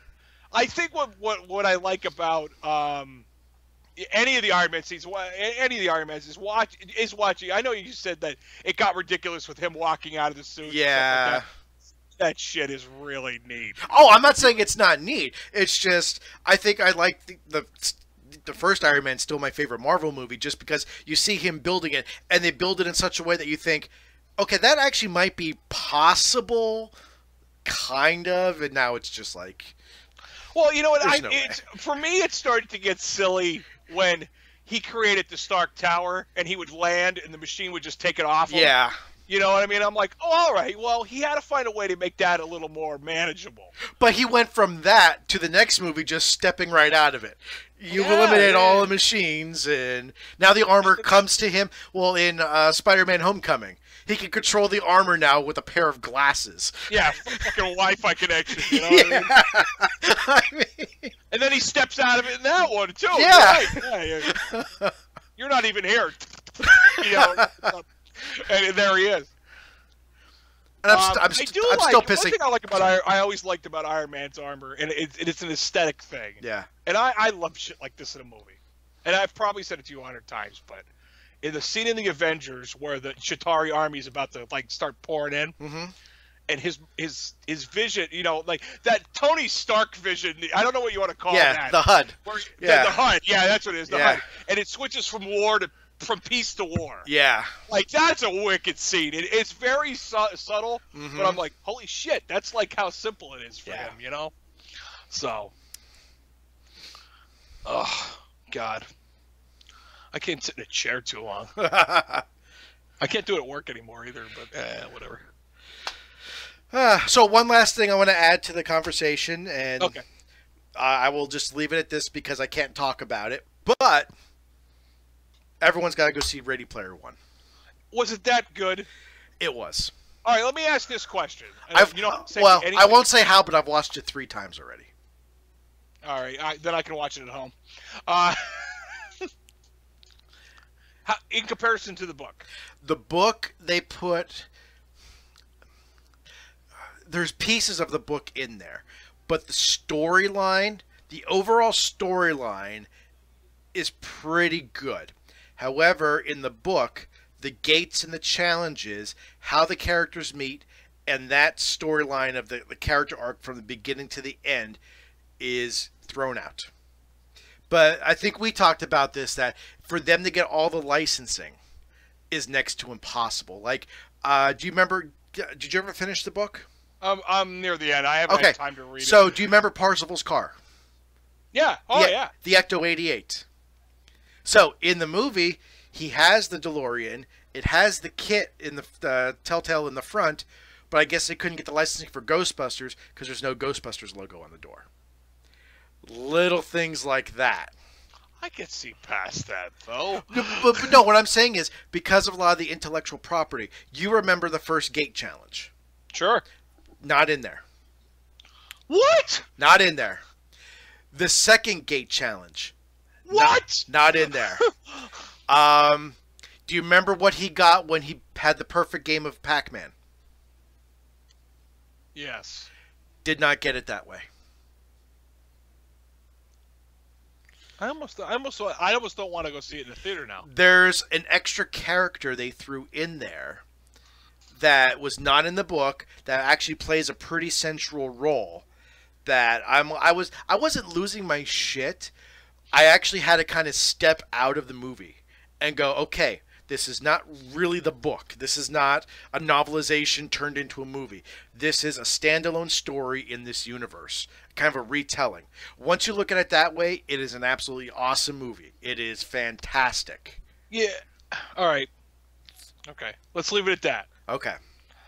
I don't want to hear any more about it because I actually have a lot of interest in seeing this. No, it is fantastic. It is worth every penny. It's only 2.5 hours.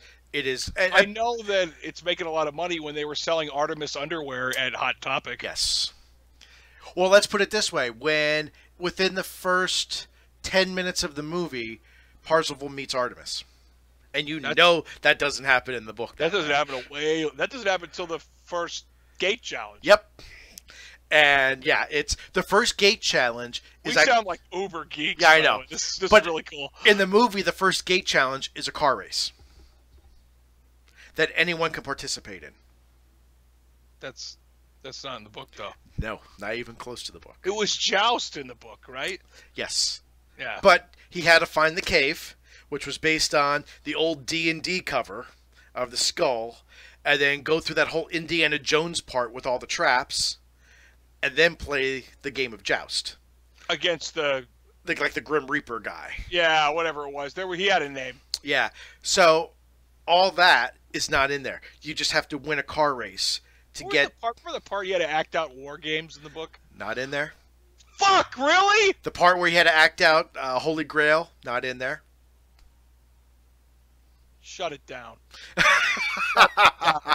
I'm done. Did you get to the third gate where he had to go? No, I'm near the third gate. Okay, then I won't ruin that. The third gate. No, this was the second gate. I'm sorry. Second gate where he had to go to Halliday's house in the recreation world of his. None of that's in there. We do eventually see his room, but not in the way you think. All right, shut up. Okay. That's enough. Yeah. I'm gonna blow something for you. The one thing I do hate. Han shot first. What? Oh. No, Han did shoot first. I like Han shot first. All right, let's go on. So, but no, it is absolutely worth it. Just, it took me a good 20 minutes to get the book out of my head and just enjoy it for what it is. So, was it beneficial to read the book first, or was it would have seen the movie, or it doesn't matter? It doesn't matter. It does not matter. So if I don't finish this book, it's not going to affect you. The movie, and then I finish this book, will I be disappointed? Yes and no. If you don't finish the book and go see the movie first, it's going to be a completely different story. It's not going to affect your remembrance of the book. Yeah, it's not going to affect the story in your head from the book. But when you do finish the book, because it's such a more in-depth story in the book and paced completely differently with different interactions, it still will be satisfying to read the end to see how that story ends. Okay. I'm trying not to ruin either or for you. Let's cut it off right here. Yeah. Let's stop, because I'm going to want to ask more questions I don't need the answers to. No. All I will say is my wife was completely bored during it, but my son loved every minute of it. Like Jumanji.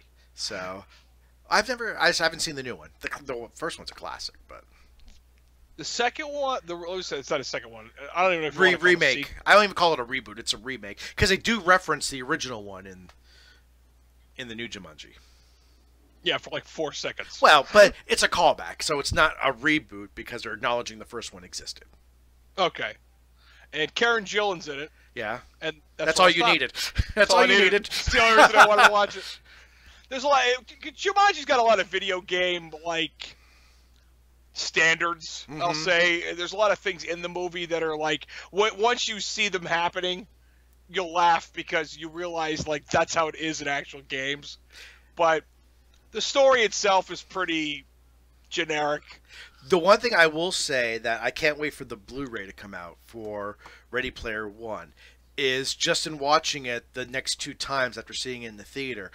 Is I love watching in the background, picking out all the Easter eggs and all the cameos. And they just did, was it a Watch Mojo? No, it was a Rotten Tomatoes video that showed up on my Facebook feed that they went into some of the Easter eggs, some of the characters you never saw. And I saw almost all of them except for 2. I didn't pick up on 2 things. But the scenes are so fast that you have to, your eyes are scanning everywhere. That it's fun. I spotted stuff in the trailer. Yeah. Like early in. Yeah. You know, like I had said to you, I said, "Fucking Duke Nukem's in this." Yep. I was stunned by that, and he's only in it for a split second. I'm sure. Literally a split second. Yeah.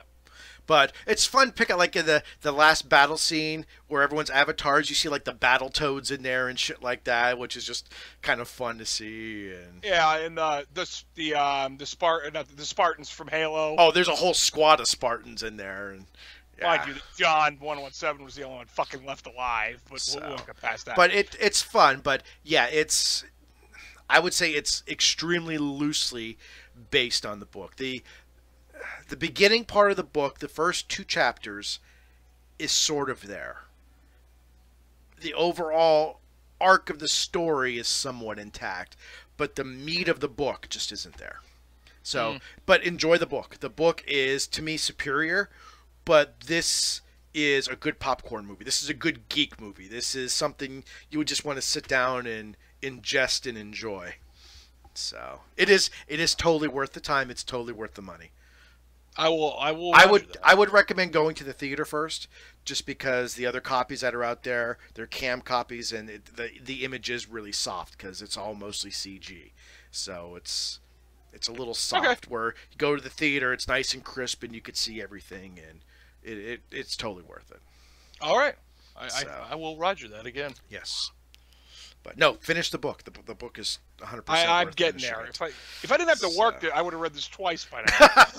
Damn you, work! Yeah.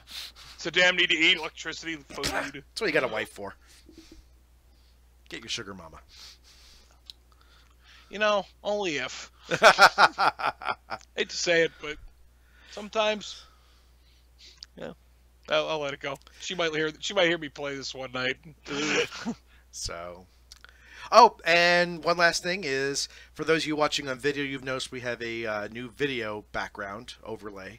So we're at an arcade, actually, which is kind of fun. So if you like it... I put $80 into this machine, by the way. Yeah, pretty much. We could have bought a machine almost for what you know what? Put into probably could have combined. So I don't know if it's going to be too crazy for people watching the loop on the Marvel vs. Capcom 2 machine, but I think it's fun. It's like actually being in an arcade. Even though they're really not arcade cabinets, they're refurb or multi-arcade cabinets. I take the JAMA boards. So maybe let's see what we can screw your eyes next week. Seriously. Well, I'd have to get something else, because the reason I put MVC 2 in there is because I had the big marquee.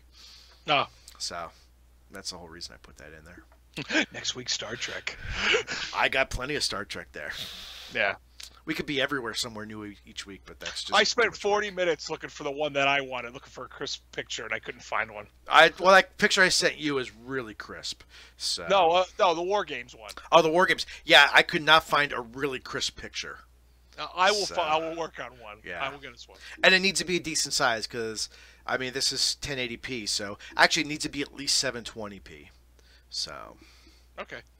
But, yeah. Okay, guys. Well, thanks for listening. Thanks for watching. Jerry, once again, thanks for having no social life and joining me on a Friday night. Yeah, I don't do anything cool anyway. We're over 40. We should be in bed by now, actually. Yeah, I should have been in bed 4 hours ago. So, okay, guys. Thanks for watching. Thanks for subscribing. Thanks for listening. And we'll see you again in 2 weeks.